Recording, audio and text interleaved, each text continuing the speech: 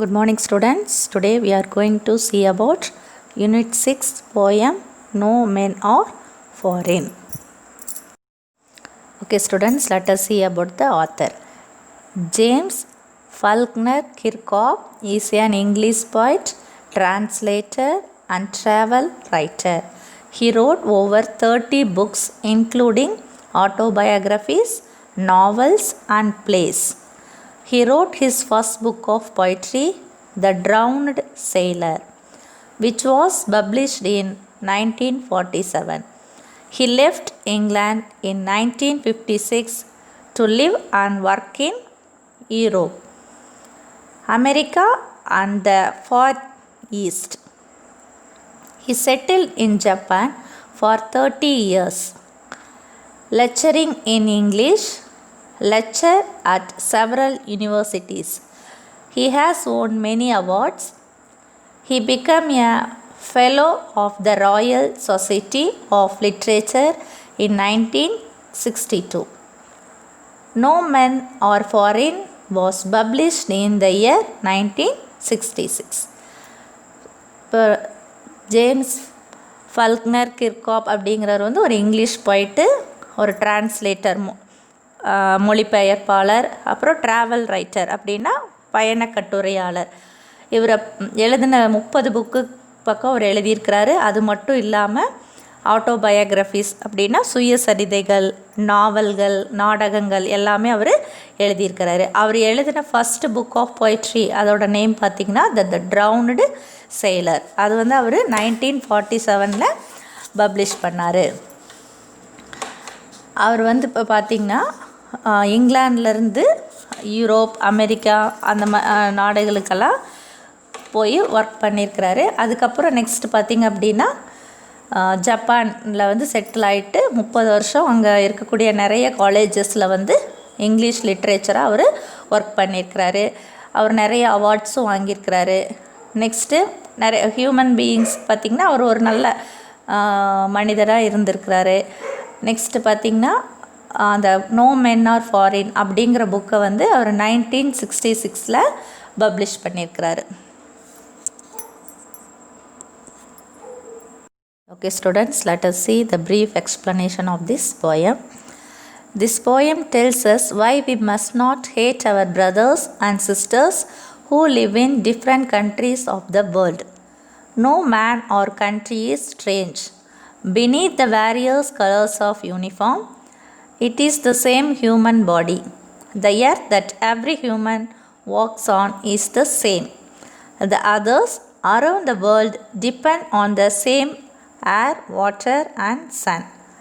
They eat out of peaceful harvest and are starved during winter. Their eyes see, sleep and wake like ours.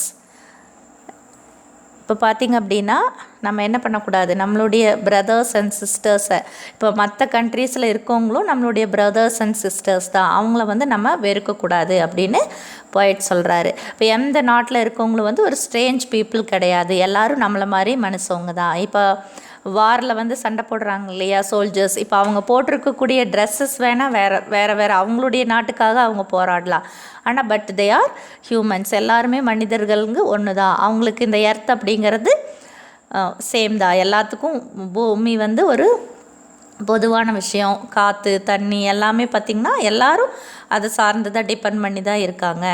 இப்போ அவங்களும் என்னது வார் டைமில் வந்து பீஸ்ஃபுல்லாக இருக்கணும், அமைதியாக இருக்கணும், கிடச்சதை வச்சு சாப்பிட்டு பசி பட்டினி இல்லாமல் இருக்கணும் அப்படின்னு தான் எல்லாருமே வந்து இருக்கணும்னு நினைக்கிறாங்க. இப்போ அவங்கள இப்போ நாம் எப்படி வந்து தூங்குறோம், பார்க்குறோம், அப்புறம் முழிக்கிறோம் இல்லையா, அதே மாதிரி தான் நம்மளுடைய கண்கள் எப்படி நம்மளுக்கு யூஸ் ஆகுதோ அதே போல் தான் மற்றவங்களுக்கும் யூஸ்ஃபுல்லாக இருக்குது. நம்மளை போல தான் மற்றவங்களும் அப்படின்னு சொல்லி நம்ம நினைக்கணும். யாரும் வந்து வேற்று மனுஷர்கள் அல்ல அப்படின்னு சொல்லி நினைக்கணும்னு போயிட்டு சொல்கிறாரு. Like everyone else, the strength can be overcome by loving each other. The common life is understood by everyone. We must remember, if we try to hate others, it means we hate ourselves. When we try to use weapon against others, we are ruining human beings and earth. Fire and dust destroy the purity of air that belongs to all. So we must remember that no one is our enemy or foreigner, and no country is the strange land on this earth. இப்போ பார்த்திங்க அப்படின்னா நம்மளுடைய இப்போ நான் ஒவ்வொருத்தர் என்ன பண்ணணும், அன்பாக அனுசரியாக இருக்கணும், அதுதான் நம்மளுடைய ஸ்ட்ரென்த்து அப்படின்னு சொல்லி பாயிண்ட் சொல்கிறாரு. எல்லா பீப்புளுமே எல்லாருமே வந்து ஒரு நார்மலான பர்சன்ஸ் தான், நார்மலான லைஃப் தான் வாழ்கிறாங்க அப்படிங்கிறத நம்ம எல்லோரும் புரிஞ்சுக்கணும். இப்போ நம்ம வந்து மற்றவங்கள வெறுக்கிறோம் அப்படின்னா நம்மளை நாமளே வெறுக்கிற மாதிரி ஆயிரும் அப்படின்னு ஞாபகம் வச்சுக்குங்க அப்படின்னு சொல்கிறாரு. யாருக்காகவும் எகெயின்ஸ்டாக ஒரு ஆயுதம் எடுக்கக்கூடாது. எல்லாருமே வந்து இந்த பூமியில் வாழ்கிற ஹியூமன் பீயிங்ஸ் தான், மனிதர்கள் தான். சக மனிதர்களை வந்து நம்ம மதிக்க கற்றுக்கணும் அப்படின்னு சொல்கிறாரு. இப்போ போரெல்லாம் இருந்துச்சு அப்படின்னா என்னாகும், அதிலேருந்து வரக்கூடிய புகைகள் எல்லாமே வந்து நம்ம அட்மாஸ்பியரை வந்து மாசுபடைஞ்சிரும். அப்போ என்விரான்மெண்ட் சுற்றி என்ன ஆயிரும், பொல்யூஷன் ஆயிரும். அப்போ அவங்க மட்டும் இல்லாமல் அதில் சுற்றி இருக்கக்கூடிய எல்லாருமே வந்து அந்த பொல்யூஷனால் பாதிக்கப்படுறாங்க அப்படிங்கிறத நம்ம வந்து ஞாபகம் வச்சுக்கணும். அப்போ அதனால் யாருமே வந்து நம்மளுடைய எனிமீஸ் கிடையாது. எல்லா மனிதர்களும் நம்மளுடைய உறவினர்கள் மாதிரி, நம்மளுடைய பிரதர்ஸ் அண்ட் சிஸ்டர்ஸ் மாதிரி நினைக்கணும். இந்த பூமியானது எல்லாத்துக்குமே வந்து ஒன்று தான் அப்படின்னு நினைக்கணும் அப்படின்னு சொல்லி போயிட்டு சொல்கிறாரு. Okay, students, let us see about the meaning of the poem stanza wise. First stanza: remember, no men are strange, no countries foreign. Beneath all uniforms, a single body breathes. Like ours, the land our brothers walk upon is earth like this, in which we all shall lie. Okay, students, let us see the explanation of this stanza. The point that men are not different from others simplify on the basis that they come from separate countries. They may fight for the army of their country, but underneath the uniform they are all similar. Our opponent, army soldier, live and breathe just as we do. Most fights between two countries result from disputes over a piece of land. However, all the land on earth is the same. Moreover, every man will have to lie in the earth at one time or the other. That is, all men have to die, and all pieces of land are potential graveyards in which they fight. இப்போ poet என்ன சொல்ல வராரு அப்படின்னா, இப்போ இந்த கண்ட்ரீஸில் இருக்கக்கூடிய எல்லா பீப்புள்ஸுமே மென்னும் வந்து எந்த கண்ட்ரீஸ்லேருந்து வந்தாலும் சரி, எல்லாருமே என்னது தனி மனிதர்கள் கிடையாது, எல்லாருமே வந்து ஒருத்தர் தான். இப்போ ஆர்மி பீப்புள்ஸ் பார்த்திங்க அப்படின்னா அவங்க போட்டிருக்கக்கூடிய யூனிஃபார்ம்ஸ் வேணால் வேறு வேறு இருக்கலாம், ஆனால் எல்லாருமே வந்து ஒரே ஒருத்தர் தான்.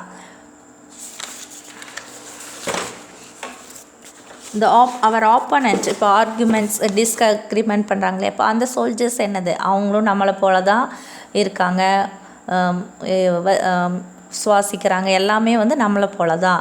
அப்போ most fights between two countries, இப்போ நம்ம ரெண்டு கண்ட்ரீஸ்க்காக எதுக்காக சண்டை போடுறோம், ஒரு துண்டு நிலத்துக்காக தான் நம்ம சண்டை போடுறோம். ஆனால் இப்போ லேண்ட் அப்படிங்கிறது என்னது, எல்லாத்துக்குமே வந்து சேம் தான். இப்போ நம்ம இறந்துட்டோம் அப்படின்னா என்னது, எல்லோரும் ஒரு நாள் இந்த பூமி விட்டு போகத்தான் போகிறோம். எல்லாத்துக்குமே என்னது ஒரு பீஸ் ஆஃப் லேண்டு தான், எல்லாத்துக்குமே வந்து நிலங்கிறது பொதுவானதான். அதுக்காக நம்ம ஏன் சண்டை போடணும் அப்படின்னு சொல்லி போயிட்டு சொல்கிறார். Okay, students, let us see about the second stanza. They too, aware of sun and air and water, are fed by peaceful harvest, by wars, long winter, starved. Their hands are ours, and in their lines we read, a labor not different from our own. Okay, students, let us see the explanation of this stanza. The point gives further evidence of the unity of man. இப்போ poet வந்து இன்னொரு evidence, மனிதனுடைய ஒற்றுமைக்கு இன்னொரு evidence கொடுக்குறாரு. என்ன அப்படின்னா, he says that those who live in other countries also depend on the same sun, air and water for their survival.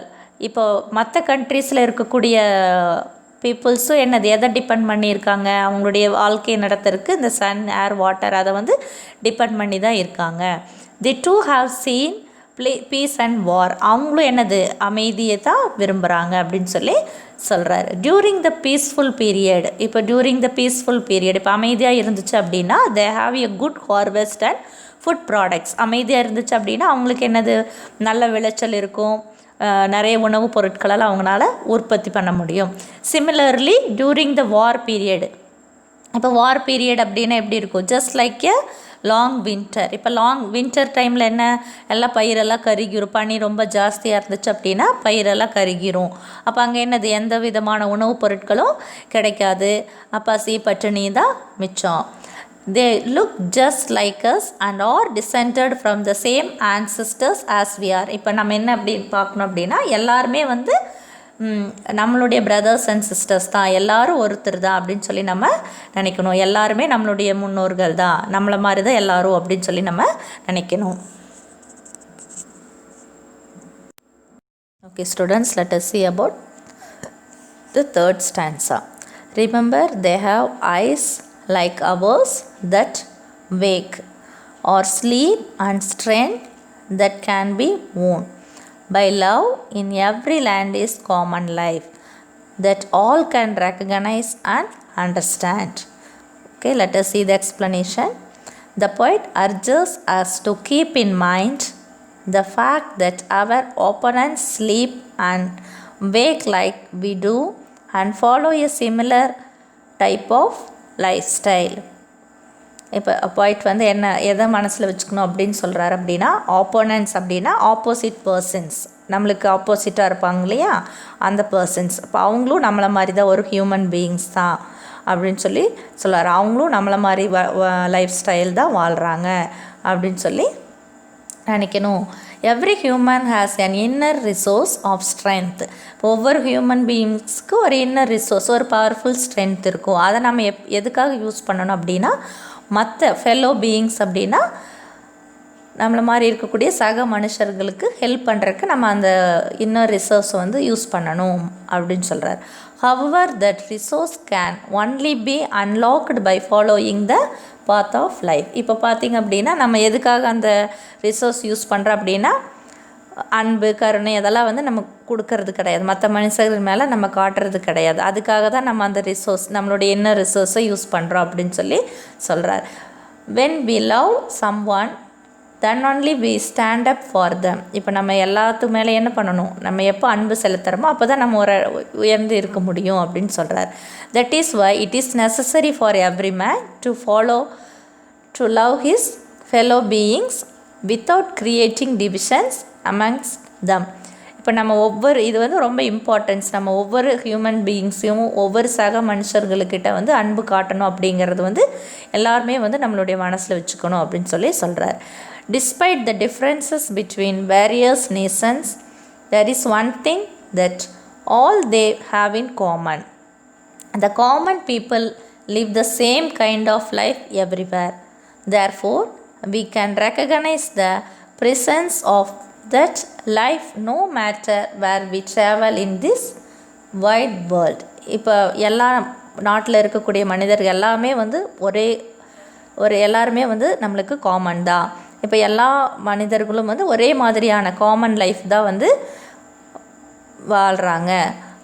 இப்போ அந்த காமன் லைஃப் வாழ்ந்துட்டு தான் இந்த உலகத்தை வந்து ட்ராவல் பண்ணுறாங்க, இந்த உலகத்தில் வந்து இருக்கிறாங்க அப்படின்னு சொல்லி எல்லோரும் வந்து நம்ம ஞாபகம் வச்சுக்கணும் அப்படின்னு சொல்லி ஒயிட் சொல்கிறார்.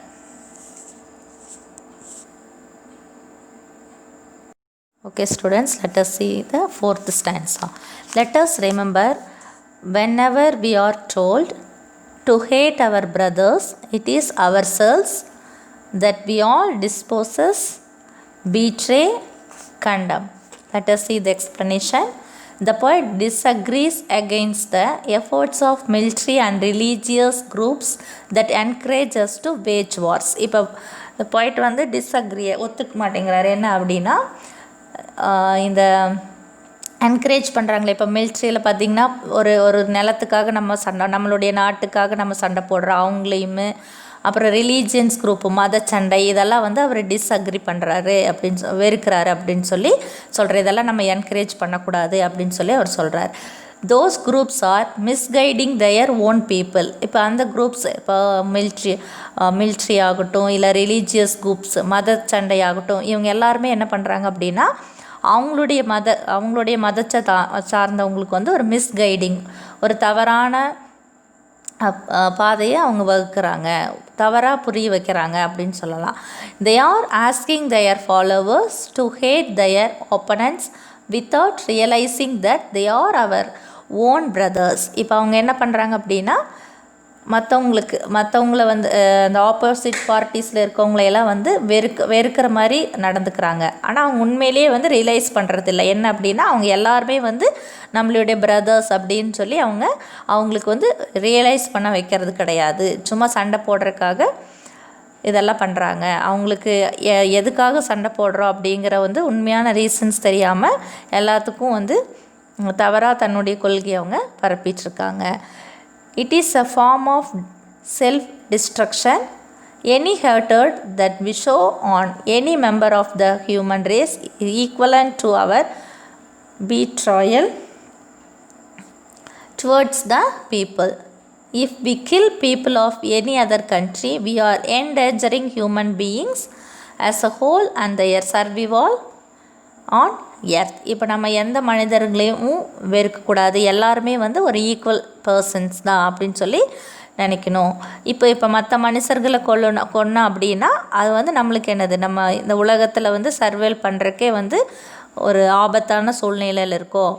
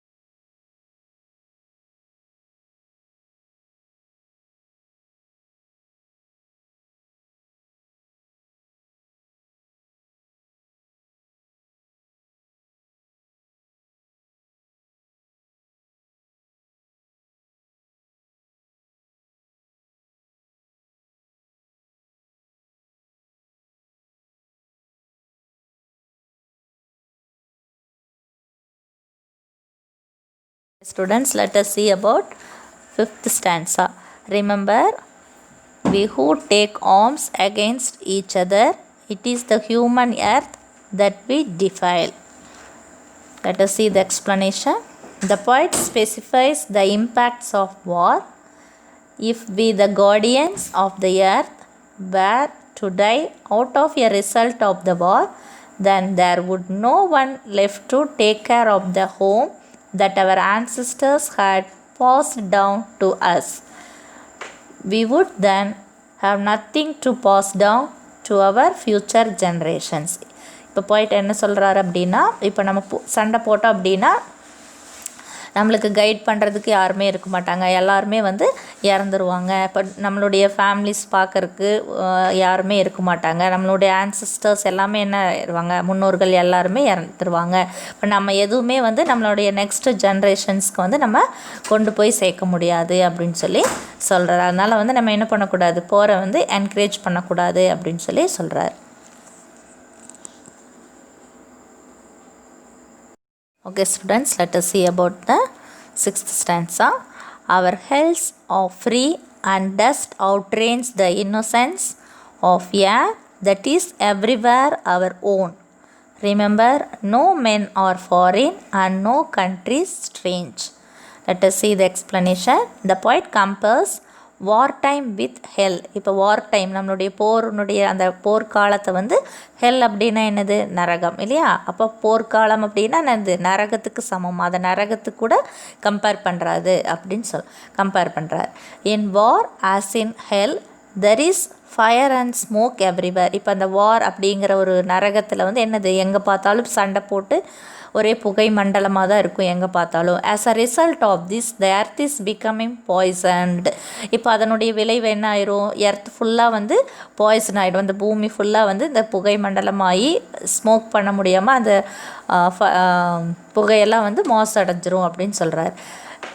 The every air that we breathe is becoming impure and will not be able to sustain human life for much longer. இப்போ அந்த எல்லாமே வந்து என்ன ஆயிரும், அந்த காற்று பூரா நம்ம சுவாசிக்க முடியாமல் மாசடைஞ்சிரும். அப்போ ஹியூமன் பீயிங்ஸ்னால் வந்து ரொம்ப காலம் வந்து இருக்க முடியாது அப்படின்னு சொல்கிறார். That is why the people encourages us not to wage war on our fellow man thinking they're are foreigners and that their countries are unlike our own. இப்போ அதுதான் சொல்கிறார். என்ன அப்படின்னா போயிட்டு வந்து இந்த வாரெல்லாம் வந்து என்கரேஜ் பண்ணக்கூடாது. இப்போ ஃபாரினர்ஸும் வந்து என்னது, நம்மளுடைய சக மனுஷர்கள் தான் வந்து வெளிநாட்டவர்களும், அவங்களுக்கும் நம்மளை மாதிரி தான் அவங்களும் இருக்காங்க அப்படின்னு நம்ம நினைக்கணும். வேற்றுமையாக வந்து நம்ம யாரையும் கருதக்கூடாது. எல்லாருமே வந்து நம்மளை போல் நம்மளுடைய பிரதர்ஸ் அண்ட் சிஸ்டர்ஸாக வந்து நம்ம அவங்கள மதிக்கணும் அப்படின்னு சொல்கிறாரு. Students, let us see about poetic devices used in this poem. First one is simile. It is a comparison made between two objects of different kinds which have some resemblance or similarities. It is introduced by a word of comparison such as like, so, as and so.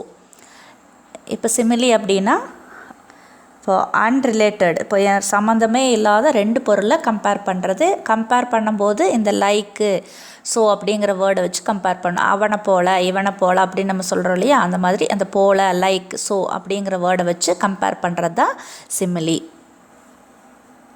Next one metaphor. It is a figure of speech that makes an implicit, implied or hidden comparison between two things that are unrelated but which share some common characters. இப்போ for like சிமிலி மாதிரியே தான் இதுவும் compare பண்ணுறது. But இங்கே வந்து like as அப்படிங்கிற பொருளை வச்சு கம்பேர் பண்ணுறது கிடையாது. அன்ரிலேட்டட், ஹிடன், மறைமுகமாக கம்பேர் பண்ணுறது தான் metaphor. Next one alliteration. Repetition of consonant sounds at the beginning of words in the same line. Next, assonance. Repetition of similar vowel sounds in the neighboring words. Next one, imaginary. The descriptions create a picture in the reader's mind. இப்போ படிக்கும் பொழுது readers மைண்டில் இதை பற்றின ஒரு imagine create பண்ணுறது தான் imaginary அப்படின்னு சொல்லலாம். Next one is internal rhyming. When there are words that rhyme within the same line or internal phrases, that is called internal rhyming. இப்போ ரைமிங் வேர்ட்ஸ்னால் நம்மளுக்கு தெரியும் இல்லையா, அந்த ஸ்டான்ஸால் லாஸ்ட்டாக வரக்கூடிய வேர்ட்ஸ் வந்து ஒரே சேம் சவுண்ட்ஸோடு வந்துச்சு அப்படின்னா அதை நம்ம ரைமிங் வேர்ட்ஸுன்னு சொல்கிறோம். அதே மாதிரி இன்பிட்வீனில் லைனுடைய இன்பிட்வீனில் சேமாக ரைமிங் சேம் சவுண்ட்ஸோடு வந்துச்சு அப்படின்னா அதை தான் நம்ம இன்டர்னல் ரைமிங் அப்படின்னு சொல்லணும். Next one is repetition. Often repeat single words, phrases and lines. இப்போ ஒரு போயமில் பார்த்திங்க அப்படின்னா ஒரே லைன், சேம் லைன் வந்து ரிப்பீட் ஆச்சு அப்படின்னா அகெயின் ரிப்பீட் ஆச்சு அப்படின்னா அதுதான் நம்ம ரிப்பீட்டேஷன் அப்படின்னு சொல்கிறோம். Next transfer epithet. It is a figure of speech in which an epithet grammatically qualifies a noun other than a person or a thing it is actually means to describe. இப்போது இந்த figure of ஸ்பீச்சில் வந்து epithet கிராமட்டிக்கலாக ஒரு நவுனையோ இல்லை பர்சனையோ திங்கையோ வந்து qualify பண்ணிச்சு அப்படின்னா இல்லைன்னா describe பண்ணிச்சு அப்படின்னா அதுதான் இந்த ட்ரான்ஸ்ஃபர் எபித்தட் அப்படின்னு சொல்லலாம். Students, let us see poetic device in first stanza. First one is alliteration. Alliteration means repetition of the consonant sounds. சொன்னோம் இல்லையா? இப்போ first line, remember no men are strange, no countries are foreign. இப்போ இந்த இடத்துல alliteration word no, no, N, N. This is alliteration word. Next, second line, beneath all uniforms a single body breathes. Here body breathes, B is the alliteration. Next, third line, like ours the land our brothers walk upon. Here like land is the alliteration. Next line is earth like this in which we all shall lie. Here which bees is the alliteration words. Okay, the next we will see simile. For example, beneath all uniforms a single body breathes. Like ours the land our brothers walk upon. Here a single body breathes like ours is a simile. இப்போ ஏன் அப்படின்னா, இப்போ இங்கே நம்மளை போல தான் மற்றவங்களும் வந்து சுவாசிக்கிறாங்க அப்படி நம்ம சொல்கிறப்ப அங்கே அந்த வந்து லைக் அப்படிங்கிற வேர்டு நம்ம யூஸ் பண்ணியிருக்கோம். அப்போ here a single body breathes like ours is a simile. The next assonance. Assonance means vowel sounds. Like ours the land our brothers walk upon. Here ours and our, O is a vowel sound. So ours and our is a assonance. Next one is internal rhyming. That means rhyming words comes in between the line. இப்போ லைனுக்கு இடையில வரக்கூடிய rhyming words இருந்துச்சு அப்படின்னா அதை தான் நம்ம internal rhyming சொல்கிறோம். Is earth like this in which we all shall lie. Here all shall, that is a rhyming word. So all shall is a internal rhyming. Students, let us see poetic device in second stanza. First one is alliteration. For example, or fed by peaceful by walks, long winter starved. Here by and by is a alliteration word. The next one internal rhyming. They too aware of sun and air and water. Here aware and air is a internal rhyming. The next one is transferred epithet. Or fed by peaceful harvest by was long winter starved. Here winter starved is a transferred epithet. That means the epithet starved comes after the noun winter. இப்போ starve அப்படிங்கிறது வந்து noun winterக்கு அப்புறம் வருது. But it is does not mean starving winter but the people. இப்போ இந்த இடத்துல starving winter அப்படிங்கிறது நம்ம எது சொல்லணும், பீப்புளை தான் குறிக்குது. அதனால வந்து இது transfer epithet. The next one is simile. Here their hands are ours. இப்போ their hands are ours, நம்மளை போல தான் அவங்களுக்கும் கைகள் இருக்குது அப்படின்னு சொல்கிறது. அப்போ இங்கே மறைமுகமாக லைக் அப்படிங்கிற வேர்டு இருக்குது, அதனால் அங்கே that is called as simile. The next imaginary. And in their lines we read is a imaginary word. Lines we read is a imaginary word. The next one is metaphor. A labor not different from our own. இப்போ labor not different from our own is a metaphor. The next one is assonance. A labor not different from our own. Here our and own is a assonance. Let us see third stanza, simile. For example, remember they have eyes like ours that walk. Here eyes like ours, நம்மளை போல தான் அவங்களுக்கும் கண்கள் அப்படின்னு சொல்லியிருக்காங்க. அப்போ here eyes like ours is a simile. The next one is alliteration. Or sleep and strength that can be worn. Here sleep and strength is alliteration word. By love in every land is common life. Here love, land, life is a alliteration word. Let us see fourth stanza, alliteration. Let us remember whenever we are told. Here whenever and we are the alliteration words. The next one is assonance. To hate our brothers it is ourselves. Here our and ourselves is a assonance. Okay, students, let us see about fifth stanza. Alliteration. Remember, we who take arms against each other. Here, we and who are the alliteration words. The next line, it is the human earth that we defile. Here, that is the alliteration words. Okay, next, assonance. Remember, we who take arms against each other. Here, arms and against are assonance. Students, let us see about sixth stanza. Metaphor. Our hells are free and dust outrange the innocence. Or here, metaphor. The next one is internal rhyming of air, that is everywhere our own. Here, air and everywhere is internal rhyming. The next one is repetition. Remember, no men are strange, no country is foreign. Then remember, no men are foreign and no country is strange. Is a repetition sentence. The next one is assonance.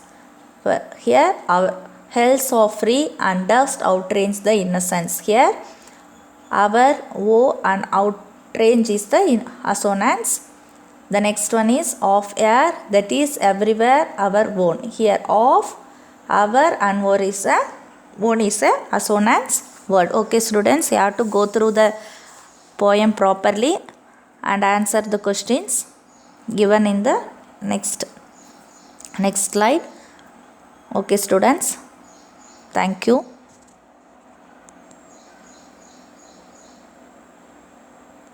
Okay, students, today's homework, you have to read the appreciation questions, poetic device and paragraphs. Learn and write on time and write home test also. Okay, students, thank you. Have a nice day.